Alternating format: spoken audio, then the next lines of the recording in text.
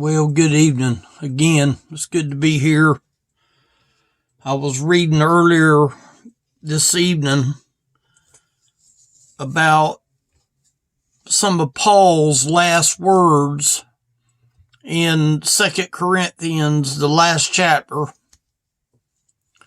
And I was looking at one particular verse and I backed up to a verse in front of it.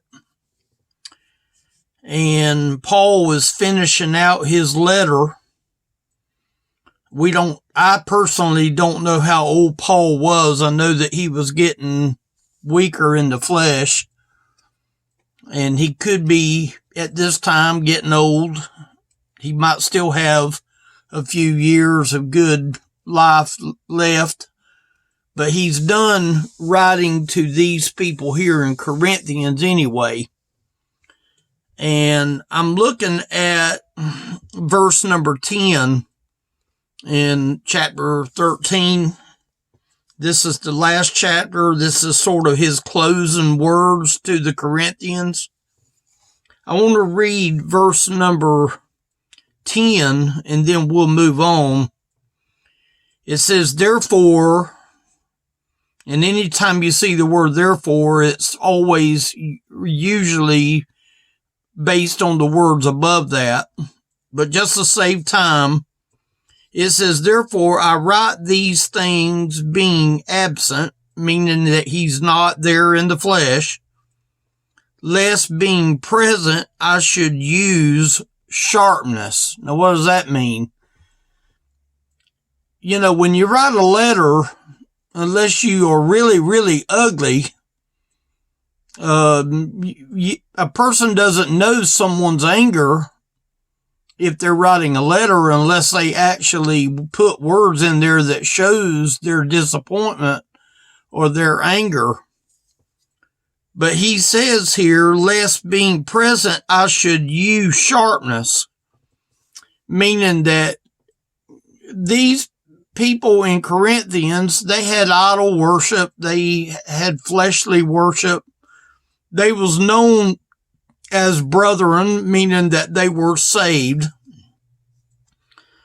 But he's basically reminding them here that, I could use sharpness of words according to the power which the Lord hath given me to edification and not to destruction. See, his sharpness was going to be aimed at edification of the people. He wanted to edify. He wasn't doing it to cause destruction.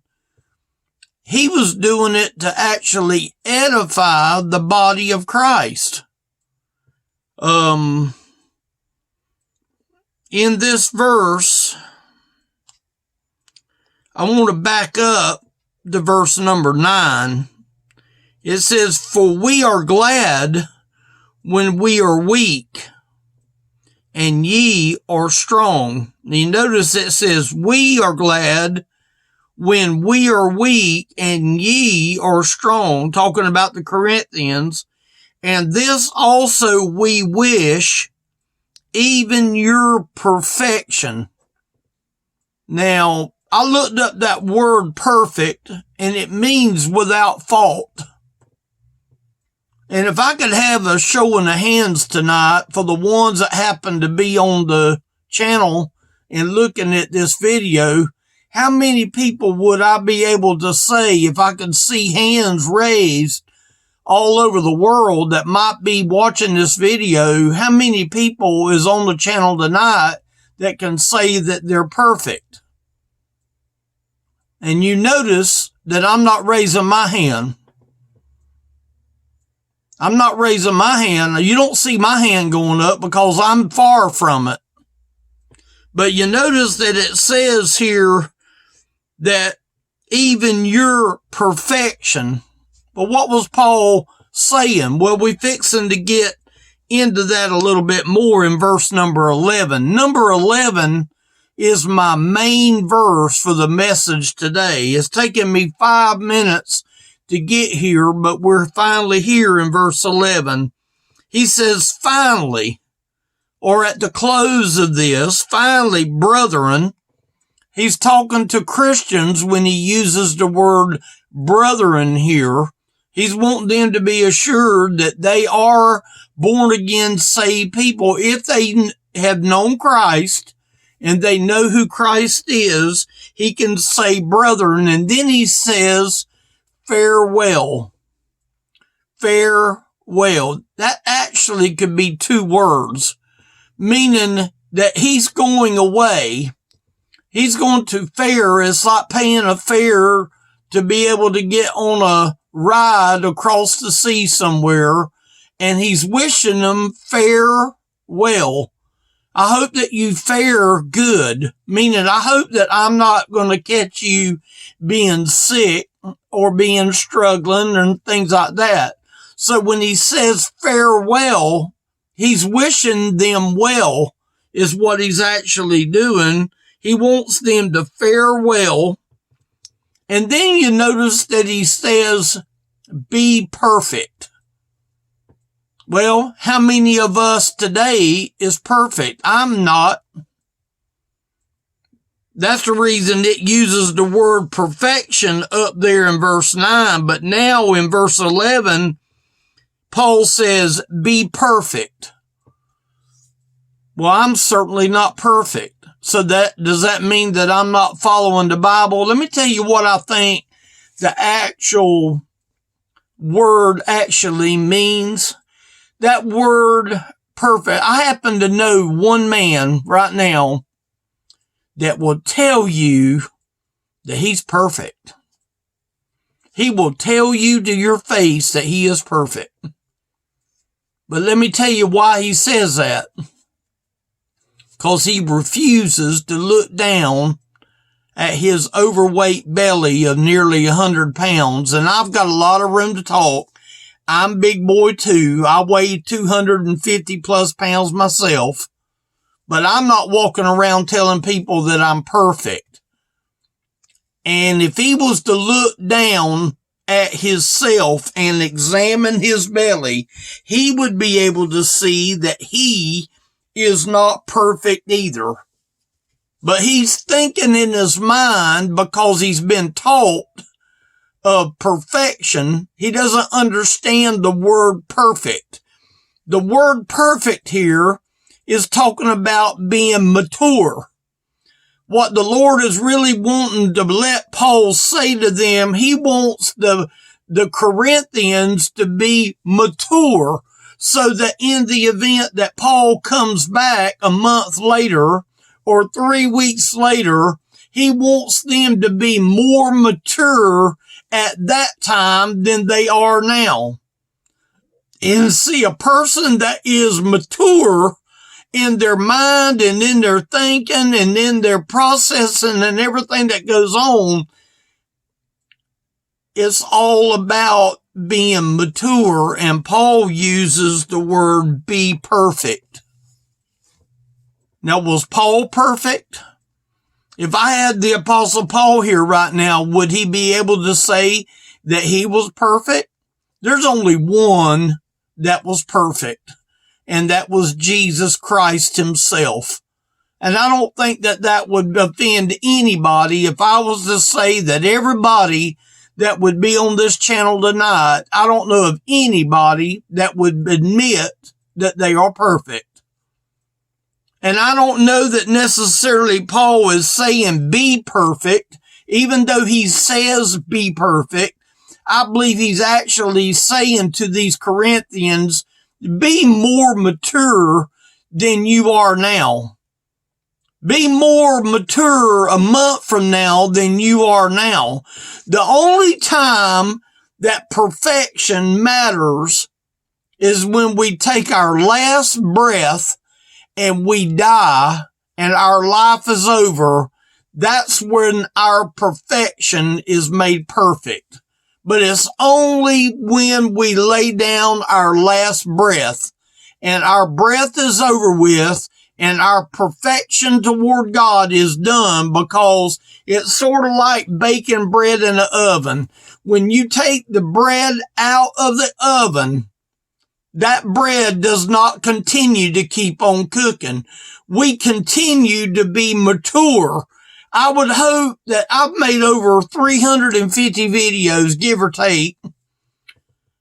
And I would hope that the videos that I'm making now, more recently, is a lot more mature in the delivery of the message today than the messages that I brought 3 and 4 years ago. And I think any pastor, any preacher, any evangelist would want to be able to know that their message is more on target for today rather than it was 4 years ago. That's just my personal opinion. Wouldn't I want to be a better farmer? Wouldn't I want to be a better farmer if I knew that there was a possibility that I could be? Wouldn't I want to be a better planting seeds in my garden today? These are in pots. And these pots was full of stuff that was in there, and I took them all out and leveled the ground off, and I lightly planted me some greens. Now, you know what? I don't know how they're going to grow. I don't know how they're going to come up. I don't really know if they're going to make anything or not. You know where I got the idea of planting them in these pots? Is my neighbor had some greens, and I thought, you know what? I'm going to let them pots stay out there all winter when I could go and put some of them little greens in them little pots and get me a good little mess of greens from them pots and pick them leaves as they get a little bit riper, as they get a little bit bigger. And see, because I noticed the neighbor's greens, it put a fire in me to say, look, I've got these pots. I've got the dirt in them already. I got the nutrient in it already. All I need to do is just go out there and work it a little bit, get the seed in there, water it down a little bit, and let Mother Nature take its course. Now, if I would have planted them greens a month ago or 2 months ago, then I would have been having something that I could have been looking at that would have been beautiful, because it took me looking at the neighbor's garden. It caused me to say, you know what? I could plant greens right now. It's already the 11th or 12th of November. I could still plant a few little greens to have some for Christmas. So what am I saying here? Paul tells us to be perfect according to this word right here. Be of good comfort. He wants the Corinthians to be good of comfort. You know who he wants them to be good of comfort to? He first of all wants them to experience comfort. You know, God left us a comforter for the ones that are saved. For the ones that are born again, he left us a comforter, but he wants the person that is saved to be a comforter to others. He's saying here, be of good comfort. Is he talking about personal comfort in them? Yes. Is he talking about being a comfort to others? Absolutely yes. Be of good comfort. Be of one mind. Meaning a spiritual mind. Have your mind on the spiritual things of God, not on the carnal things of God, but on the spiritual things of God. Be of one mind, not double-minded. We read in the Bible about somebody being double-minded in all his ways. God doesn't want us to have a mind of this today and a mind of that tomorrow. I'm guilty. Live in peace. Live in peace. I live in my house, but I don't stay inside my four walls of my house every day. I leave and I go places. I go to the store. I go and get food. I go and pay bills. He says here, live in peace. It's talking about the peace of God. Live in it 24 hours a day, 7 days a week. live in peace. God is the only author of peace that there is. The fruit of the Spirit is love, joy, peace. He's saying here, live in peace, meaning abide in peace, stay in peace. Don't go and I'm not staying in somebody else's house tonight. I'm going to sleep in my bed tonight when I go in there. I live in my place. Am I in my place now? No. Am I at home? Yes. He says to live in peace, and listen, and the God of love, see, God is love. The God of love and peace shall be with you. That's a promise that he made to me, is if I do them things up there, he told us to be perfect. Now, who is Paul talking to today? Is he talking to the Corinthians today? They're dead. The Corinthians are dead. But who is Paul reading this words to tonight? To you and to me? Everybody that tunes in 6 months from now that happens to come by this video, and it very well might be this video that they might accidentally click on this video and they will see the word be perfect, be mature. I know I'm probably going to catch it about, well, now Ken, the Bible says perfect, so you got to be perfect. Well, name me somebody that is perfect. Because I'm not. I'm using that as a cop-out? No. I'm just telling you the truth. I'm not perfect. I do believe that I can be more mature today than I was last week. I'd like to be able to know that when I go into the little church on Sunday, that I can bring a message that would be convicting and a message that the Lord would smile upon on next Sunday rather than the message that I brought the Sunday before last. I'd like to be able to say that the Lord would bless me enough to bring a message that he would smile upon, that would be more mature. That's what he's saying right here. Be of good comfort. God is the God of all comfort. He's able to comfort you today with this message, and I pray that it is being a comfort to you today. Be of one mind, the spiritual mind. You know what you got to have a spiritual mind? You got to have salvation. Without salvation, you don't have that mind. You can't have that comfort. You can't be perfect. You might be trying to make yourself really good, but it ain't going to work unless you have salvation. You're not going to understand what it means to have a comfort. You're not going to understand what it means to have one mind, because you're going to have multiple minds if you're not born again. You're not going to be able to live in peace unless you're born by the Spirit of God. And the God of love and peace shall be with you.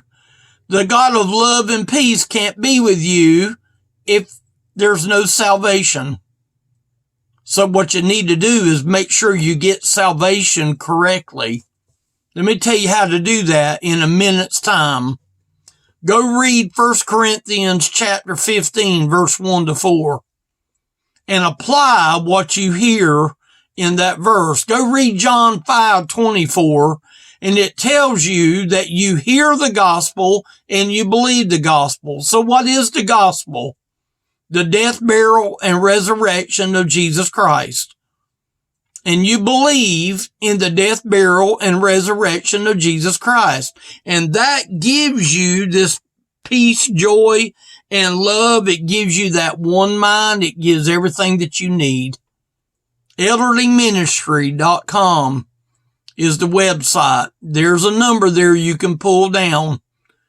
I wish you would go pull it down. Leave a message if you call. I'll be glad to talk with you anytime. Thank y'all for watching.